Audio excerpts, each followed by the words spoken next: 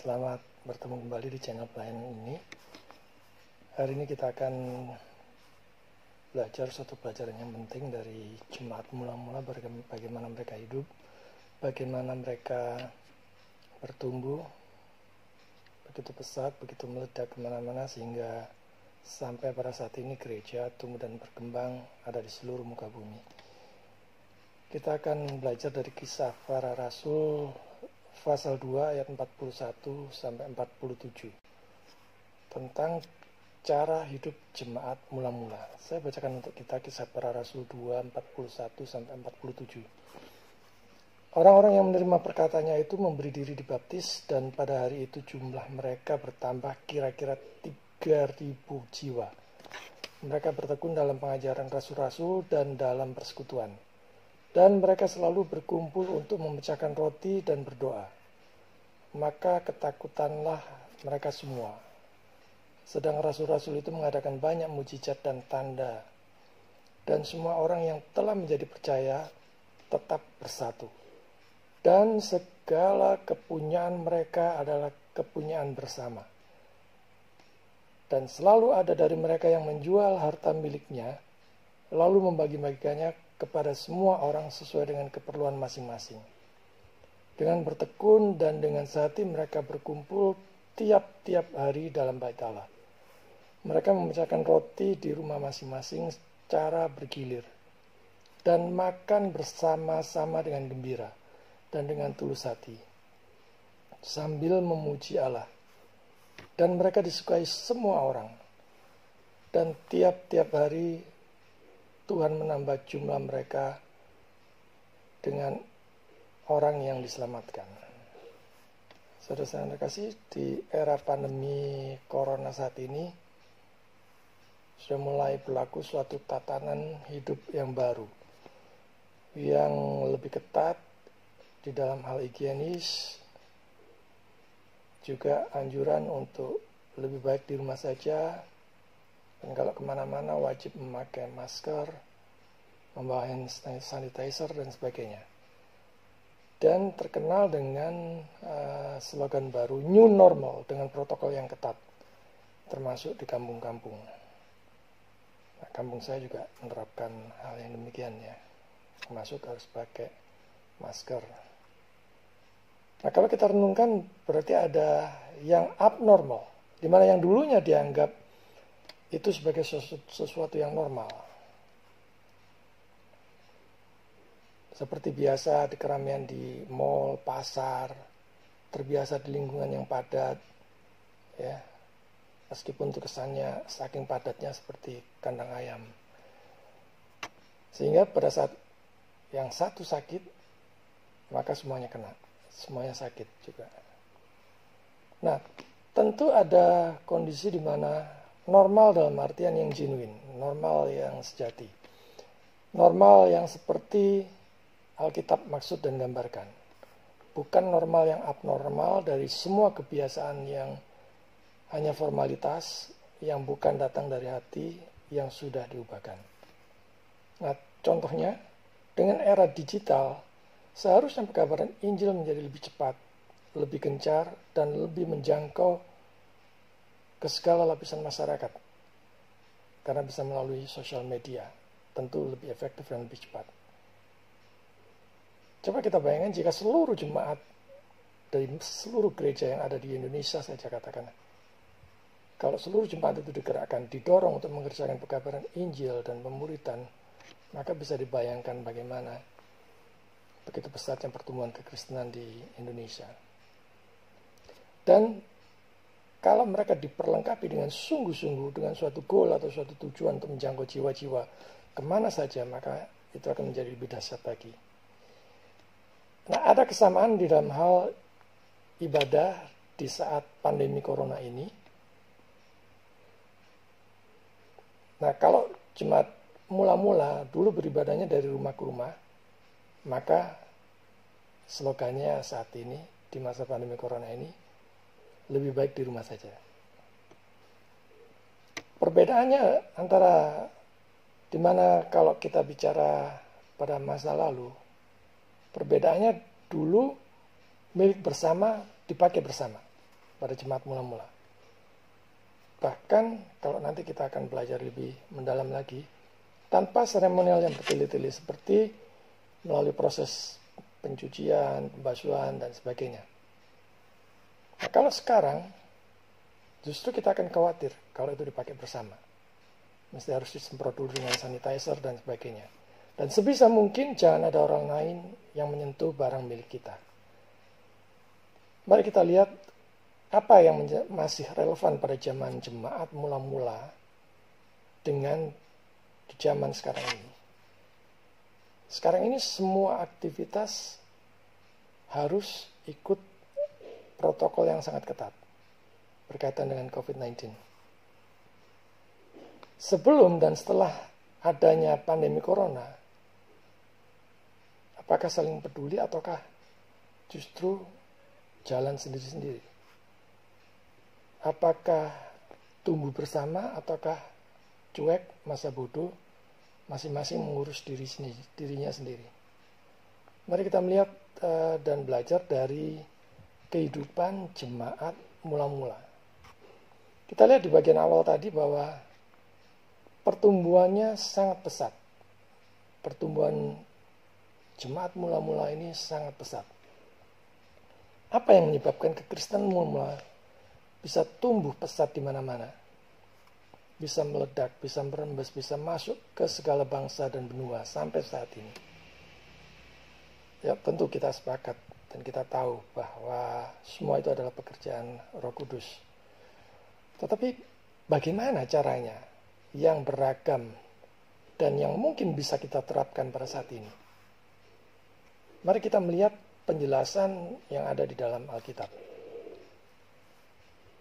Ditegaskan di situ cara hidup, ada persatuan, ada pengajaran, ada tanda-tanda dan mujizat yang membuat orang-orang takut. Artinya orang-orang yang belum mengenal Kristus menjadi takut. Orang-orang takut kepada jemaat mula-mula bukan karena mereka melakukan suatu tindakan kriminal atau tingkah laku yang tidak terpuji, tetapi mereka menerapkan suatu hidup yang selaras dengan firman Tuhan, yang disertai dengan tanda-tanda dan mujizat yang menyertai mereka. Nah, mereka orang-orang Yahudi ini yang belum mengenal Tuhan Yesus ini, mereka takut karena yang pertama, mereka takut karena melihat campur tangan Tuhan terhadap gereja. Kemudian juga karena banyaknya mujizat dan keajaiban yang terjadi yang menyertai mereka. Kita lihat satu persatu ya. Banyak yang benar-benar menentang tangan Tuhan. Beberapa yang lain dilanda rasa takut yang begitu besar. Tetapi mereka dengan bersama-sama marah melawan gereja. Orang-orang yang belum mengenal Tuhan ini. Nah, di sana tampak kuasa Allah dinyatakan yang demikian hebatnya di dalam gereja sehingga mereka takut. Juga karena ada begitu banyak mujizat, tanda-tanda dan keajaiban yang menyertai jemaat mula-mula. Nah, mujizat dan banyak lagi keajaiban itu berfungsi untuk membuat orang-orang yang belum percaya itu menjadi takut. Dan bersama-sama dengan pekerjaan Allah yang lainnya, walaupun ini bukan satu-satunya alasan, tetapi paling tidak satu dari banyak alasan mengapa mereka takut untuk menempatkan diri mereka melawan Allah yang berada di sisi itu. Ketika mereka berkumpul, ketika orang-orang percaya ini berkumpul, ketika jemaat mula-mula ini berkumpul, dan ada tanda-tanda keajaiban yang menyertai mereka. Dan bisa disimpulkan bahwa mujizat itu melembutkan hati mereka yang keras. Melembutkan hati orang-orang Yahudi yang keras. Nah, tidak hanya menguntungkan karena ini membawa manusia kepada Allah. Tetapi juga untuk membuat orang yang jahat menjadi lembut. Dan agar mereka dapat menjinakkan kemarahan mereka. Nah, kita ambil contoh saja kalau di dalam perjanjian lama, Fir'aun adalah orang yang keras kepala, yang tegar tengkuk. Kita bisa melihat di dalam Keluaran pasal 8 ayat 8. dan 19. Namun kita melihat bagaimana mujizat kadang-kadang menusuk hatinya yang keras kepala, yang tegar tengkuk itu. Ketika tangan Allah diacungkan memberatkan dia, dan dia dipaksa melalui rasa takut dan gentar yang begitu hebat untuk menyerah dan melepaskan bangsa Israel. Nah, Lukas mengajarkan bahwa dengan cara ini orang-orang Yahudi ditahan, bahwa gereja yang mungkin dengan mudah dihancurkan bisa mengangkat kepalanya lagi. Mereka juga direndahkan dengan hormat kepada kemuliaan Injil. Jadi kalau gereja tidak hormat terhadap Injil, terlebih lagi tidak memberitakannya, maka itu menjadi sesuatu yang menyedihkan sekali. Kita melihat di sini ada dampak dari ketakutan itu. Jadi ketakutan yang ditimbulkan oleh kehidupan, cara hidup jemaat mula-mula itu membawa dampak. Ada sisi positif dari ketakutan orang-orang Yahudi terhadap jemaat mula-mula.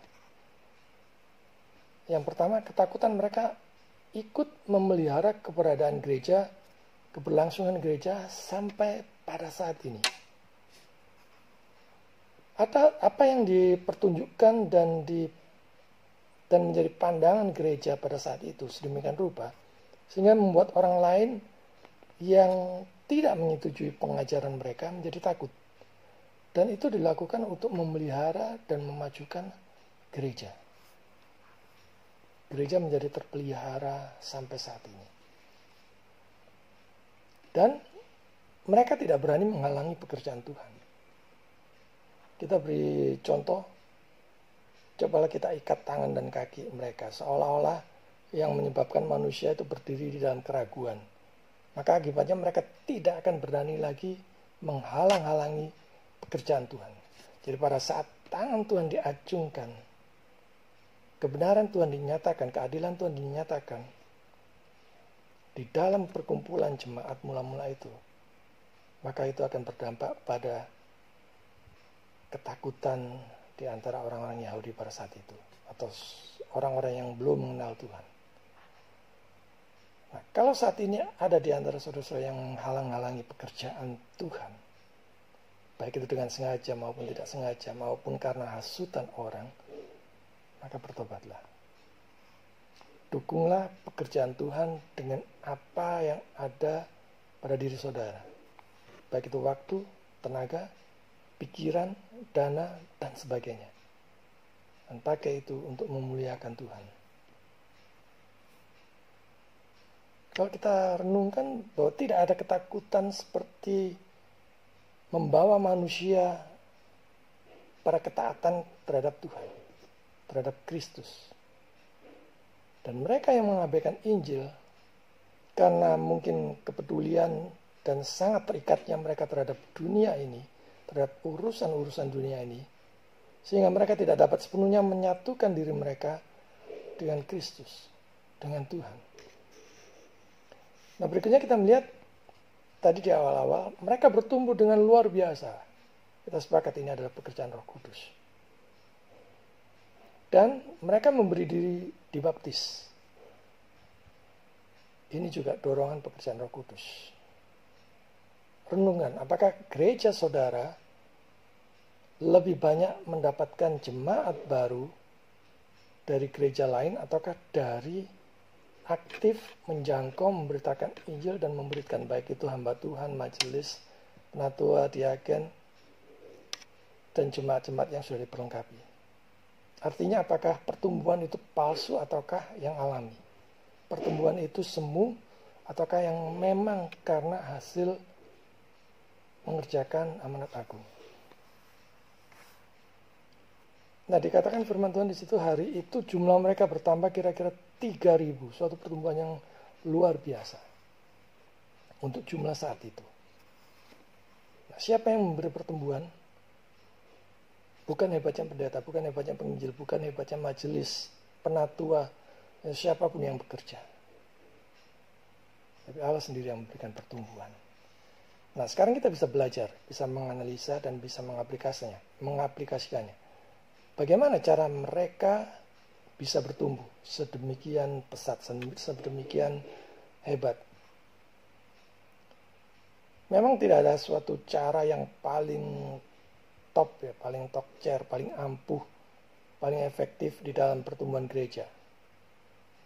Karena kita melihat bahwa beda tempat, beda kasus, beda pula cara dan strateginya di dalam memberitakan Injil, di dalam memuridkan. Caranya bisa beragam, tergantung Roh Kudus yang memimpin bagaimana, ke siapa dan harus kemana. Nah, dalam perikop ini disebutkan antara lain kita bisa belajar, mereka bertekun, kemudian mereka berkumpul, rajin berkumpul, mereka bersatu, mereka berkumpul di bait Allah. Nah, kita coba melihat satu persatu. Coba kita perhatikan bahwa mereka bertekun. Bertekun apa? Di dalam dua hal. Yang pertama di dalam pengajaran rasul-rasul dan di dalam persekutuan. Jadi bukan berkumpul yang sia-sia, bukan berkumpul hura-hura, bukan berkumpul yang buang-buang waktu dan sebagainya. Bertekun dalam pengajaran rasul-rasul, dalam pengajaran dan di dalam persekutuan. Perhatikan di situ dua kata, pengajaran dan persekutuan. Dua hal ini penting bagi pertumbuhan gereja. Supaya jemaat mempunyai pengertian yang benar dan bisa bersatu.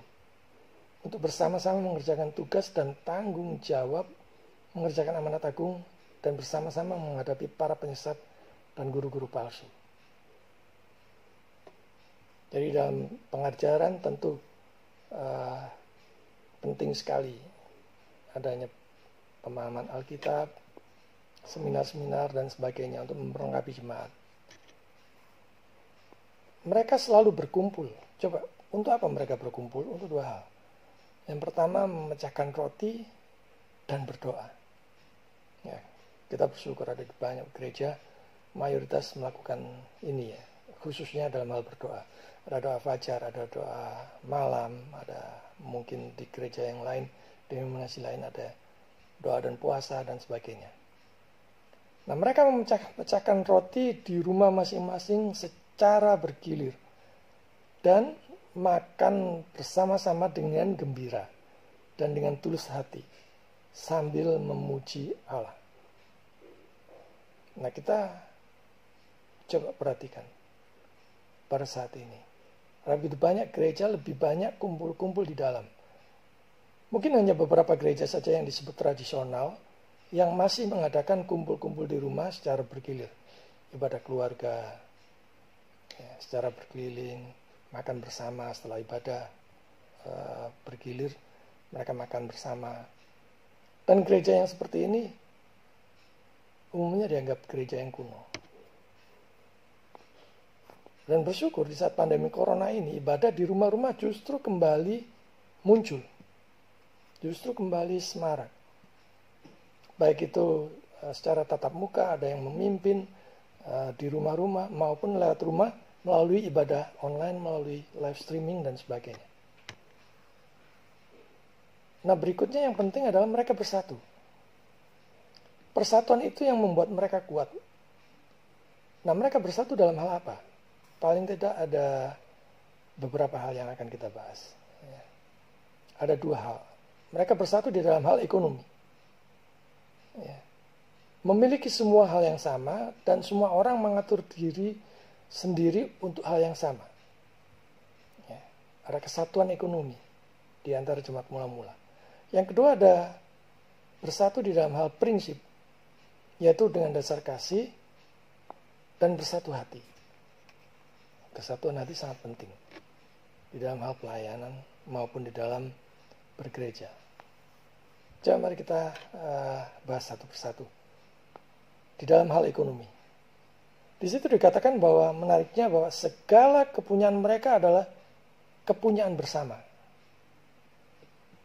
Dan menariknya adalah selalu ada dari mereka yang menjual harta miliknya, lalu membagi-bagikannya kepada semua orang sesuai dengan keperluan-kebutuhan masing-masing. Nah, kalau kita perhatikan di dalam ayat 44 itu, kata bersama di sana berasal dari kata Yunani koinos, yang berarti umum, digunakan bersama, dibagikan oleh semua atau beberapa orang, dan dengan najis, maksudnya tanpa seremonial, dengan tidak disuci. Jadi di sini maksudnya adalah dipakai bersama tanpa seremonial pencucian. Tindakan itu oleh orang-orang Yahudi yang belum mengenal Tuhan dianggap sebagai haram, ya, oleh orang-orang Yahudi pada umumnya saat itu. Nah, jemaat mula-mula ini justru mereka mendobrak kesakralan saat itu. Ya, artinya simpelnya kalau memberi ya beri saja. Jangan sok pamer kesalehan, kesucian, dan sebagainya. Nah, ada ciri yang menonjol dari kesatuan ekonomi jemaat mula-mula ini. Yang pertama adalah memiliki semua hal yang sama. Apa maksudnya ini? Artinya semua yang percaya, semua orang-orang percaya, semua jemaat mula-mula itu dipersatukan dan memiliki semua hal yang sama. Nah, kekristenan zaman now kesannya justru malah terpecah belah. Baik oleh denominasi, dogma, doktrin masing-masing maupun ada semacam suatu kebencian dan permusuhan. Sehingga saling menjatuhkan, saling menjelekkan satu dengan yang lain dan sebagainya. Nah, menjadi satu yang dapat diuraikan di tempat itu. Jadi mereka seolah-olah tidak akan tinggal bersama di suatu tempat. Nah, kalau kita perhatikan di dalam ayat 45, kata membagi-bagikan di situ berasal dari kata Yunaninya diameriso, yang berarti diameriso itu berarti membagi menjadi beberapa bagian, atau mendistribusikan, atau mempartisi yang membagi-bagi secara menyeluruh. Artinya semua kebagian. Jadi barang yang ada, yang sudah dipersembahkan itu, semuanya dibagikan dan semuanya kebagian. Itu maksudnya. Jadi kata diameriso itu membagi, mendistribusikan secara menyeluruh. Karena itu tidak ada jemaat saat itu yang sampai kekurangan. Itu kuncinya. Nah, kalau kita renungkan bagaimana dengan sekarang? Bagaimana dengan gereja saudara? Bagaimana dengan gereja kita?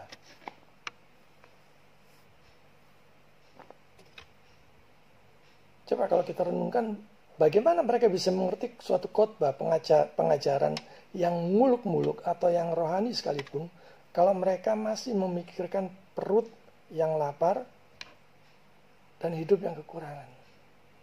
Mereka akan nomorsatukan itu dulu.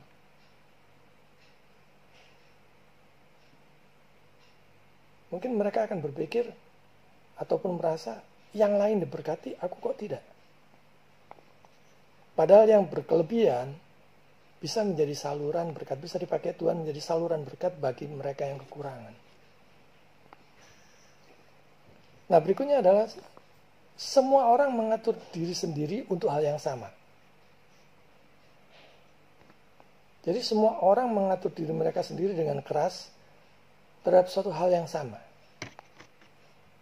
Dan semua itu berdampak menjadi kesejahteraan bersama. Kesatuan ekonomi tadi berdampak membawa kesejahteraan bersama dan meringankan kebutuhan. Mereka memunculkan dan menjadikan barang-barang mereka agar mereka dapat meringankan kebutuhan saat ini. Artinya orang yang miskin menjadi lega. Karena setiap orang yang membutuhkan mendapat bagian. Nah, mereka juga mempunyai prinsip yang sama, yaitu satu hati, dan akhirnya itu berbuah menjadi kelimpahan. Mereka memiliki satu hati, seperti yang dikatakan dalam Kisah Para Rasul 4 ayat 32. Maka ia maju dengan tertib.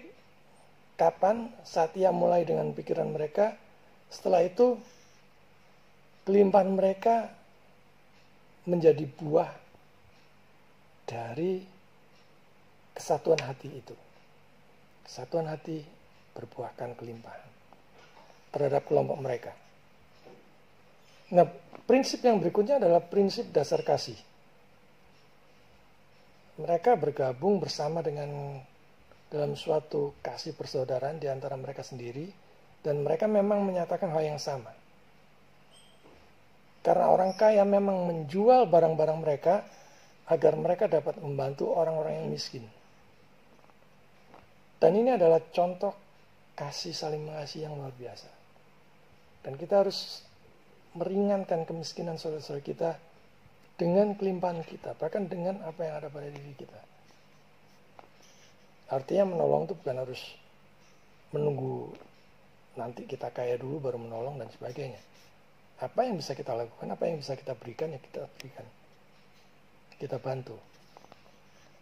Ada tanggung jawab dari kelimpahan kita yang Tuhan berikan untuk disalurkan kepada saudara-saudara kita yang masih kekurangan, kepada saudara-saudara kita yang masih membutuhkan. Nah, namun demikian dalam hidup kesatuan mereka ini, apa yang menjadi milik bersama dan sebagainya tadi, tetap ada batas-batasnya. Ada batas-batasannya. Untuk komunitas ini atau keikutsertaan bersama harus dibatasi pada suatu keadaan-keadaan tertentu. Artinya masing-masing masih tetap bisa mengatur rumah tangganya sendiri. Ya, bukan berarti karena milik bersama terus kemudian istri atau suaminya menjadi istri atau suami bersama gitu. Bukan itu maksudnya. Nah, bagi orang-orang Yahudi, kesatuan mereka ini dianggap najis karena di dalam berbagai hal itu mereka melakukannya tanpa seremonial seperti pembasuhan dan sebagainya. Nah, itu yang menimbulkan syak di hati orang-orang Yahudi pada saat itu. Berikutnya, masing-masing tetap masih bisa mengatur rumah tangganya sendiri. Artinya setiap orang dapat mengatur rumah tangganya sendiri secara pribadi. Mereka juga tidak bermaksud membuat, sekali lagi, istri atau suaminya menjadi milik umum. Ya, bukan itu. Penerapannya bukan seperti itu dan jangan diterapkan. Nah, apa tujuan bersatu? Tujuan bersatu yaitu untuk meringankan kebutuhan bersama. Artinya kesedihan satu jemaat yaitu kesedihan bersama. Yang satu sakit, yang lainnya bisa merasakan yang sakit yang sama. Nah, kita coba melihat secara lebih spesifik, lebih detail lagi, yang dianggap najis oleh orang-orang Yahudi. Karena hal-hal itu dianggap najis, ya. Maksudnya, karena penyerahan milik bersama itu tidak disertai dengan seremonial seperti pembasuhan dan sebagainya. Dan orang-orang Yahudi tidak akan pernah membiarkan gereja berdiri 1 menit dalam 1 jam. Kecuali Tuhan telah menahan mereka dengan rasa takut seperti halnya suatu kekangan. Nah, prinsip yang berikutnya adalah yang mereka lakukan adalah mereka berkumpul di bait Allah. Berkumpul dengan bertekun dan dengan sehati mereka berkumpul tiap-tiap hari di dalam bait Allah. Perhatikan di situ berkumpul tiap-tiap hari. Sebelum gereja ditutup karena corona, berapa hari dalam seminggu gereja dibuka untuk umum? Siapa saja boleh masuk. Penjual koran, tukang becak, pedagang kelontong, tukang sayur bisa masuk. Berapa hari di dalam seminggu gereja dibuka untuk umum? Dan dikatakan di situ jemaat mula-mula ini kemudian berdampak yang luar biasa. Saat rasul-rasul mengadakan tanda-tanda dan mujizat dan saat mereka menerapkan kehidupan bersama dengan penuh kasih. Dan tiap-tiap hari Tuhan menambah jumlah mereka dengan orang-orang yang diselamatkan. Nah, apakah gereja kita, persekutuan kita, pelayan kita sekarang ini berdampak? Apakah membawa sukacita bagi orang-orang di sekitar kita, di sekeliling kita, ataukah sebaliknya?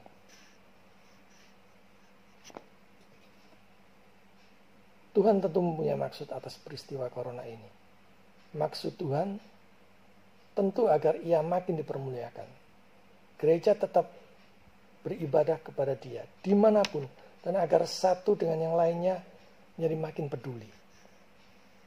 Paling tidak ada 3 masalah pokok gereja yang perlu dipikirkan oleh setiap hamba Tuhan, setiap gembala.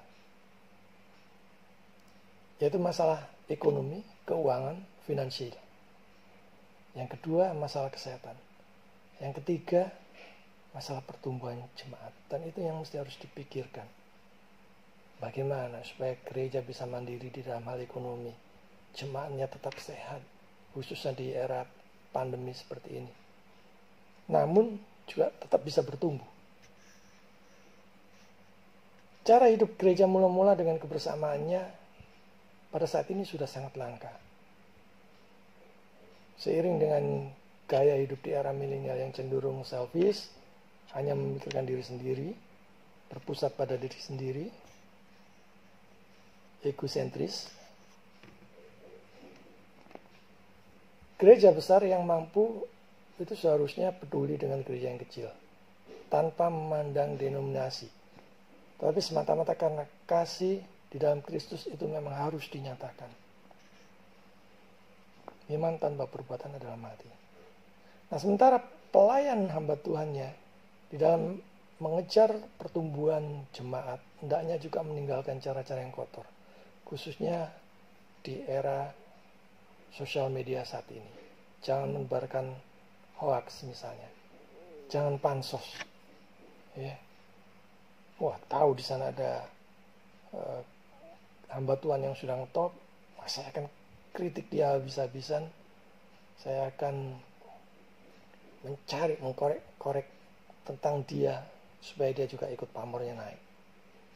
Jangan melakukan apapun demi rating konten, misalnya kalau dia sudah menekuni YouTube. Video YouTube konten yang menebar fitnah, misalnya menjelek-jelekan gereja lain, kecuali memang gereja itu terbukti adalah gereja sesat ataupun menyimpang. Juga jangan menjelek-jelekan orang lain, khususnya yang sudah tenar, supaya popularitasnya terangkat. Jangan juga menghalalkan segala cara demi konten agar lekas trending topik. Justru dalam pandemi seperti ini, mari kita makin peduli sesama, bekerja sama, bersinergi, menjangkau jiwa-jiwa yang merana, yang kekurangan, yang sakit, untuk dibawa kepada Kristus. Kebersamaan jemaat mula-mula itu harus dicontoh. Jangan kemudian berprinsip hartamu adalah milik bersama, tetapi hartaku milikku sendiri, hartaku sendiri. Jangan juga hanya peduli terhadap dunia ini, tapi tidak peduli terhadap gereja, hanya karena mungkin beda aliran, beda sinode, dan sebagainya. Di masa pandemi corona seperti ini adalah momen yang tepat untuk berbagi. Berbagi apa saja, saling menolong. Mungkin dalam hal materi, mungkin dalam hal pengajaran, saling membantu, saling menyupport pelayanan. Mari kita bekerja sama, saling mendukung, saling menolong, saling peduli. Karena Yesus mengasihi kita, maka kasih itu harus kita nyatakan. Tuhan memberkati.